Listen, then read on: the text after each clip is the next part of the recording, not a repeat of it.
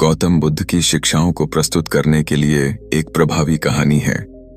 शब्दों की असली ताकत है आई को माहे ये कहने की एनर्जी भी है। और इस कहानी को सुनने से पहले ही आप इस चैनल को सब्सक्राइब करें और अपने मित्रों को शेयर जरूर करें। अंगुलीमाल की मुक्ति, भगवान बुद्ध की एक प्रेरणादायक कथा भूमिका। यह कहानी एक भयानक डाकू से एक शांत करुणामय भिक्षु बनने की यात्रा की है। यह परिवर्तन की शक्ति, बुद्ध की करुणा और आत्म प्रायश्चित की कहानी है। कहानी एक समय की बात है। जन्म और भविष्यवाणी। श्रावस्ती राज्य में एक ब्राह्मण कुल में एक बालक जन्मा। नाम रखा गया अहिंसक, जिसका अर्थ था जो हिंसा न करे। पर जब वह पैदा हुआ तो ज्योतिषियों ने राजा को बताया, यह बालक बड़ा होकर हजारों लोगों की जान लेगा। राजा और उसके माता पिता चिंतित हो गए, लेकिन उन्होंने उसे अच्छे संस्कार, शिक्षा और धर्म की ओर बढ़ाया, अहिंसक से अंगुलीमाल बनने तक। अहिंसक बड़ा होकर तक्षशिला जैसे प्रसिद्ध गुरुकुल में पढ़ने गया। वह बहुत ही प्रतिभाशाली और आज्ञाकारी था, लेकिन कुछ शिष्य उससे जलते थे। उन्होंने गुरु के कान भर दिए कि अहिंसक गुरु पत्नी पर बुरी दृष्टि डालता है।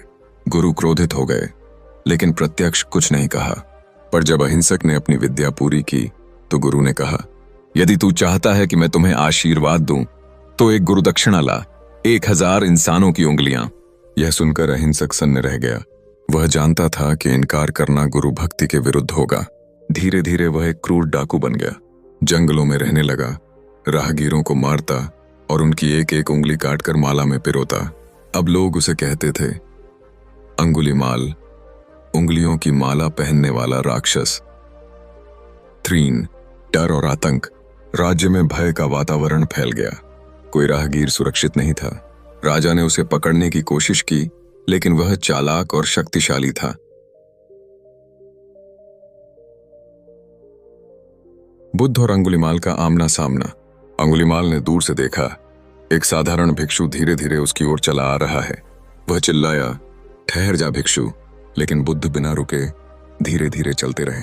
अंगुलीमाल चकित, उसने तेज दौड़ लगाई, फिर भी वह भिक्षु पास नहीं आया। उसने फिर चिल्लाया, रुक जा भिक्षु, नहीं तो मैं मार डालूंगा। बुद्ध शांतिपूर्वक बोले, मैं तो कब का रुक गया हूं अंगुलीमाल, अब तू रुक। अंगुलीमाल चौंक गया, क्या आप चल रहे हैं फिर भी कहते हैं रुक गए हैं? बुद्ध ने गंभीर स्वर में कहा, मैं हिंसा, द्वेष और अहंकार से रुक गया हूं। तू कब रुकेगा? उन शब्दों ने अंगुलीमाल के भीतर एक तूफान खड़ा कर दिया। वह कांपते हुए गिर पड़ा, रोने लगा और बोला, भंते, क्या मेरे जैसे पापी के लिए भी मुक्ति है? अंगुलीमाल ने वहीं अपने हथियार फेंक दिए और बुद्ध से भिक्षु बनने की प्रार्थना की। बुद्ध ने कहा, अब तू मेरा शिष्य है। 6 समाज की प्रतिक्रिया। जब लोग जानने लगे कि अंगुलीमाल अब बुद्ध का भिक्षु बन गया है तो वे उसे पत्थर मारते, गालियां देते, पर वह चुपचाप सहता रहा। बुद्ध ने कहा, तू जो भुगत रहा है वह तेरे पुराने कर्मों का फल है, सहन कर, इससे तुझे शुद्धि मिलेगी। 7 अंगुलीमाल की मुक्ति। एक दिन एक स्त्री प्रसव पीड़ा में तड़प रही थी। कोई उसकी मदद नहीं कर रहा था। बुद्ध ने अंगुलीमाल से कहा, जा उस स्त्री की मदद कर। अंगुलीमाल बोला, भंते, मैंने इतना पाप किया है, मैं कैसे किसी को आशीर्वाद दे सकता हूं? बुद्ध ने कहा, सत्य बोल और करुणा से बोल। कह, हे माता, जिस दिन से मैं भिक्षु बना हूं मैंने कोई हिंसा नहीं की। इस सत्य से तुम्हारा प्रसव शांतिपूर्ण हो। अंगुलीमाल ने वैसा ही किया और चमत्कार हुआ। स्त्री को प्रसव में राहत मिली। 8 अंत, पूर्ण मुक्ति। अंगुलीमाल ने जीवन भर उपवास, साधना और सेवा की। एक दिन ध्यान में लीन होकर उसने निर्वाण प्राप्त किया। भगवान बुद्ध ने कहा, जिसने हजारों को मारा वह आज स्वयं को जीतकर मुक्त हुआ है, वह सच्चा विजेता है। सीख, परिवर्तन कभी भी संभव है, चाहे कोई कितना भी गिरे। करुणा और सत्य किसी को भी बदल सकते हैं। हिंसा का अंत हिंसा से नहीं, बल्कि प्रेम और क्षमा से होता है। भिक्षु बनने के बाद अंगुलीमाल हर रोज ध्यान करता, बुद्ध की शिक्षाएं सुनता, लेकिन उसके भीतर एक तूफान चलता रहता। रातों को नींद नहीं आती थी। मृतकों की चीखें, माँओं की सिसकियां, बच्चों की आवाजें उसे सुनाई देती। एक रात वह बुद्ध के पास गया और फूट फूट कर रो पड़ा, भंते, मैंने इतने पाप किए हैं कि मेरा हृदय शांति नहीं पा सकता, क्या मैं कभी माफ किया जा सकता हूं? बुद्ध ने उसके सिर पर हाथ रखकर कहा, अंगुलीमाल, जो व्यक्ति अपनी गलती समझकर सच्चे हृदय से प्रायश्चित करता है वह पहले से भी अधिक पवित्र बनता है। तू आज अनेक निर्दोषों का उद्धार करेगा, जैसा तूने पहले उन्हें दुख दिया। 10 लोगों की कठोरता और अंगुलीमाल की सहनशीलता। अंगुलीमाल को जब भी गांव या नगर भेजा जाता, लोग उसे पहचान लेते। बच्चे पत्थर मारते, स्त्रियां थूकती, पुरुष गालियां देते, पर अंगुलीमाल शांत रहता। एक दिन वह लहूलुहान होकर बुद्ध के पास पहुंचा। बुद्ध ने पूछा, क्या तू पीड़ा में है अंगुलीमाल? वह बोला, नहीं बनते, शरीर घायल है पर आत्मा शांति में है। यह सब मैं सहन करता हूं क्योंकि मैं जानता हूं जो मैंने बोया है अब काट रहा हूं। बुद्ध मुस्कुराए, तू अब सही मार्ग पर है। 11 शिष्यत्व और सेवा की भावना। धीरे धीरे अंगुलीमाल बुद्ध के प्रिय शिष्यों में एक बन गया। वह अब सेवा करता, रोगियों की देखभाल करता, गांव-गांव जाकर धर्म का प्रचार करता। लोगों को आश्चर्य होता, क्या यह वही भयानक अंगुलीमाल है? एक वृद्ध व्यक्ति ने पूछा, कौन सा चमत्कार तुम्हें बदल गया? अंगुलीमाल ने मुस्कुराते हुए उत्तर दिया, यह चमत्कार नहीं, बुद्ध की करुणा और मेरे भीतर का पश्चाताप है। 12 अंतिम ध्यान और निर्वाण। वर्षों के कठोर तप और सेवा के बाद अंगुलीमाल एक शांत स्थान पर ध्यान में बैठा। उसका मन पूर्णतः निर्मल हो चुका था। उसने बुद्ध की बातें दोहराई, मन वचन और कर्म से जो शुद्ध होता है वही सच्चा भिक्षु है। उसी ध्यान में, उसी शांति में उसने अपने प्राण त्याग दिए। 13 बुद्ध का संदेश। सबसे बड़ा योद्धा कौन? शिष्य रो रहे थे पर बुद्ध शांत थे। एक शिष्य ने पूछा, भंते, क्या इतने पापों वाला व्यक्ति मुक्ति पा सकता है? बुद्ध ने कहा, जो स्वयं को जीत लेता है वही सच्चा विजेता है। राजाओं की सेनाएं भी उस पर विजय नहीं पा सकती। अंगुलीमाल ने अपने भीतर के राक्षस को पराजित किया। वह आज मुक्त हुआ है। 14 आज की सीख मॉडर्न टाइम रेफरेंस। आज भी समाज में कई अंगुलीमाल हैं जिनसे हम नफरत करते हैं, घृणा करते हैं, पर क्या हम उनके लिए बदलाव की कोई संभावना छोड़ते हैं? आत्मग्लानि और क्षमा ये आत्मा को शुद्ध कर सकते हैं। करुणा सबसे बड़ा अस्त्र है। जहां यह कहानी एक जीवित प्रतीक बन जाती है, मनुष्य की क्षमता बदलने की, क्षमा की शक्ति और करुणा की विजय। 15 लोक प्रशंसा और एक जीवित उदाहरण। अंगुलीमाल की मृत्यु के बाद बुद्ध के शिष्यों ने उसकी जीवन यात्रा की कथा को गांव-गांव, नगर-नगर फैलाना शुरू किया। अब लोग केवल उसके पापों की नहीं बल्कि उसके परिवर्तन की बात करने लगे। राजा प्रसेनजित तक यह बात पहुंची। उन्होंने बुद्ध से पूछा, भंते, क्या कोई इतना भी बदल सकता है? बुद्ध ने उत्तर दिया, राजन, जैसे कमल कीचड़ से निकलता है वैसे ही अंगुलीमाल ने अंधकार से प्रकाश पाया। आज उसका जीवन स्वयं एक धम्म की शिक्षा बन गया है। 16 बुद्ध की सभा में अंगुलीमाल की कथा। सावन की एक ठंडी सुबह बुद्ध अपने शिष्यों के साथ बैठे थे।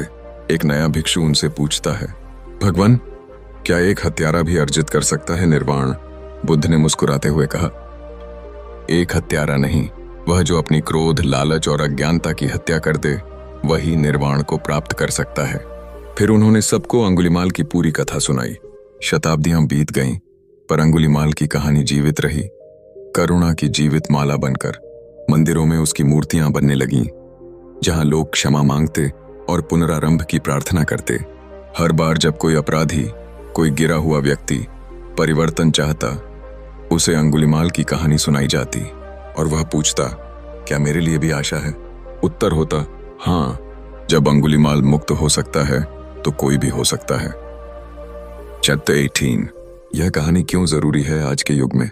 आज की दुनिया में जहां लोग दूसरों की गलतियां पकड़कर उन्हें अंत तक दोषी मानते हैं, बुद्ध और अंगुलीमाल की यह कथा एक प्रकाश है। हर व्यक्ति के भीतर बदलाव की चिंगारी होती है। सही मार्गदर्शन, करुणा और क्षमा उसे प्रकाशित कर सकती है। हम सिर्फ न्याय से नहीं, दया से भी समाज को बेहतर बना सकते हैं। अंतिम संदेश भगवान बुद्ध के शब्दों में, अतीत को छोड़ दो, वर्तमान को जियो और भविष्य को करुणा से गढ़ो। यही मार्ग है मुक्ति का, शांति का। मृत्यु के बाद अंगुलीमाल, जीवित प्रतीक।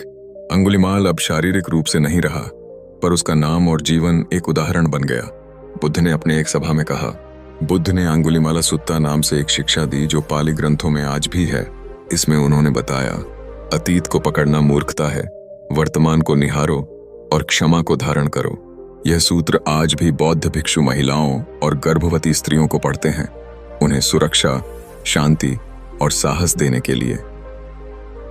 21 आज के समय में अंगुलीमाल की पुनर्प्रतिष्ठा बौद्ध आश्रमों में उसका नाम सम्मान से लिया जाता है, जहां यह कहा जाता है कि यदि अंगुलीमाल मुक्त हो सकता है तो मैं क्यों नहीं।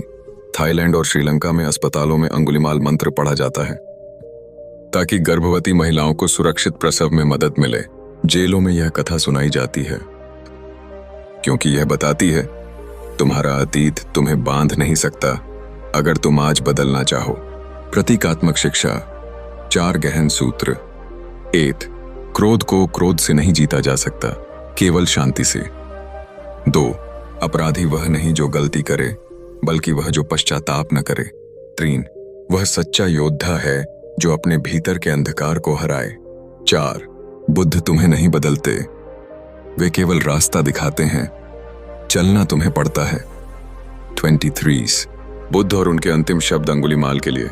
अंतिम दिनों में एक बार जब एक शिष्य ने बुद्ध से पूछा, भंते, क्या अंगुलीमाल आपको सबसे प्रिय शिष्य था?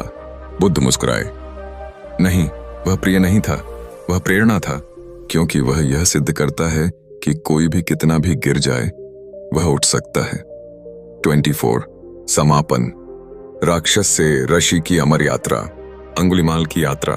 अहिंसक निर्दोष बालक, डाकू क्रोध और प्रतिशोध में अंधा, शिष्य करुणा के स्पर्श में परिवर्तन, सेवक समाज के लिए समर्पित, निर्वाण आत्मा की पूर्ण मुक्ति। यह यात्रा एक प्रश्न छोड़ती है हम सबके लिए। क्या तुमने अपने भीतर के अंगुलीमाल को पहचाना है और क्या तुमने उसे बुद्ध की तरह मार्ग दिखाया है?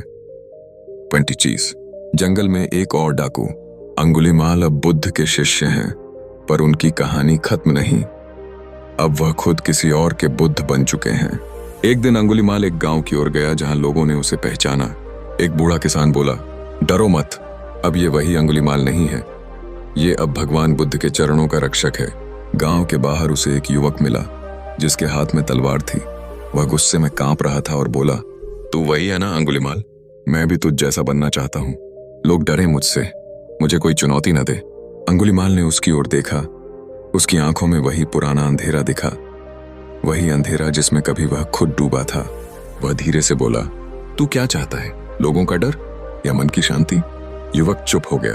अंगुलीमाल ने कहा, जिस दिन तू किसी को क्षमा करेगा उसी दिन तेरे भीतर शक्ति जागेगी, हिंसा से नहीं, क्षमा से। युवक ने तलवार फेंक दी। उस दिन अंगुलीमाल, जो कभी परिवर्तन के पात्र थे, अब स्वयं परिवर्तन का कारण बन गए। 26 बुद्ध की एक सभा में अंगुलीमाल की प्रशंसा। एक दिन बुद्ध अपने शिष्यों के साथ बैठे थे। विषय था आत्मविजय। अनिरुद्ध नामक शिष्य ने पूछा, भगवान, क्या कोई ऐसा जीवित उदाहरण है जो पूर्ण आत्मविजेता हो?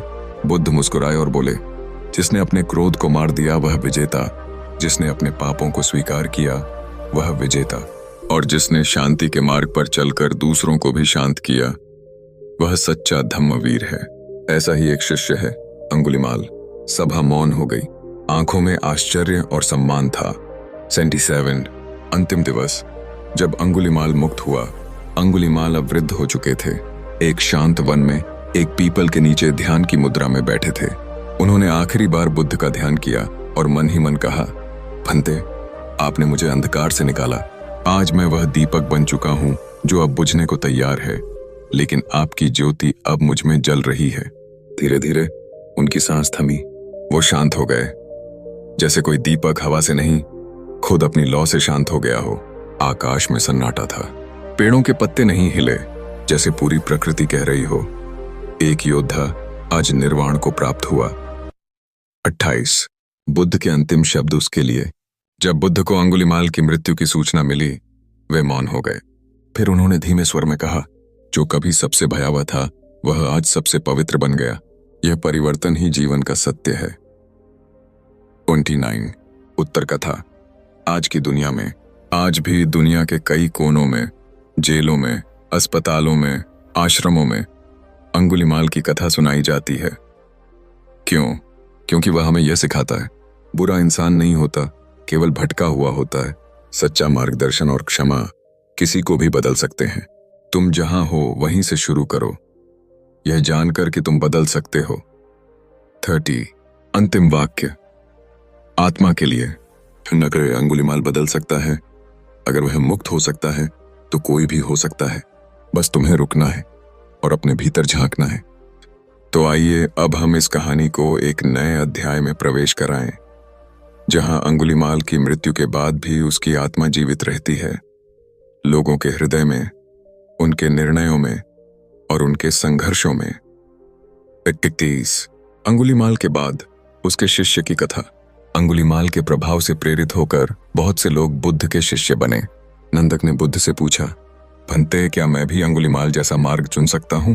क्या मैं अपने पापों से मुक्त हो सकता हूं? बुद्ध ने मुस्कुराकर कहा, तू एक अंगुलीमाल नहीं, हजारों का मार्ग बन सकता है, यदि तू भी अपने भीतर की तलवार छोड़ दे। 30 अंगुलीमाल के नाम पर बना आश्रम। नंदक ने उसी वन में जहां अंगुलीमाल ध्यान किया करते थे एक छोटा धम्म आश्रम बनाया, जहां अपराधियों, पश्चातापियों, विधवाओं और डरे हुए युवाओं को शरण दी जाती थी। वह आश्रम बन गया संयम का केंद्र, शांति का मंदिर और परिवर्तन की प्रयोगशाला। वहां हर दिन अंगुलीमाल की कहानी सुनाई जाती। 33 समाज का दृष्टिकोण बदलने लगा। वर्षों तक अंगुलीमाल के नाम से लोग डरते थे, अब उसी नाम से लोग आशा लेने लगे। एक वृद्ध स्त्री ने उस आश्रम में आकर कहा, एक समय था जब मैं अंगुलीमाल से डरती थी, अब उसी की कहानी से मेरा पोता बदल गया। 34 राजा प्रसेनजित की सभा में घोषणा। राजा ने एक दिन सभा में घोषणा की, आज से राज्य में अंगुलीमाल वन को पवित्र भूमि घोषित किया जाता है। वहां कोई हिंसा, दंड या अपमान नहीं होगा। वह केवल शांति के इच्छुकों के लिए आरक्षित रहेगा। सभा ने तालियां नहीं बजाईं, वे मौन हो गए, क्योंकि सबको समझ आ गया था, एक हत्यारे का जीवन अब शांति का प्रतीक बन चुका था। एक हत्यारे का जीवन अब शांति का प्रतीक बन चुका था। 33 अंगुलीमाल का संदेश भविष्य के लिए। आश्रम के द्वार पर एक श्लोक उकेरा गया था, जिसे अंगुलीमाल ने स्वयं बुद्ध से प्रेरणा लेकर रचा था। न मैं वही हूं जो कल था, न कल मैं वही रहूंगा जो आज हूं। यदि भीतर बदल सको तो सारा संसार बदल सकता है। 36 पुनर्जन्म की दृष्टि। कल्पना में एक दृश्य। यह अंतिम अध्याय कल्पना का है, पर आध्यात्मिक रूप से अर्थपूर्ण। कहा जाता है कि अंगुलीमाल ने अपनी अंतिम सांस लेते हुए देखा, बुद्ध के समीप एक बालक जन्म लेता है, जिसके हाथ में कोई हथियार नहीं, बल्कि कमल का फूल होता है, और वह मुस्कुराता है, शायद मैं फिर से आ रहा हूं, अब नहीं मिटाने के लिए बल्कि उगाने के लिए। 37 समापन। अंगुलीमाल एक व्यक्ति नहीं, एक प्रतीक है। वह प्रतीक है परिवर्तन का, आत्म मुक्ति का और शाश्वत करुणा का। उसकी यात्रा यह नहीं बताती कि बुरा मत बनो, बल्कि यह सिखाती है कि अगर बन भी गए हो तो लौटने का मार्ग अब भी खुला है। 30 अंतिम पंक्तियां, नरेशन क्लोज। हर मानव के भीतर एक अंगुलीमाल और एक बुद्ध रहता है। प्रश्न ये नहीं कि कौन है, प्रश्न ये है तुम किसकी सुनोगे। यदि आप इस कहानी को सुनने के लिए आपका आभार, धन्यवाद।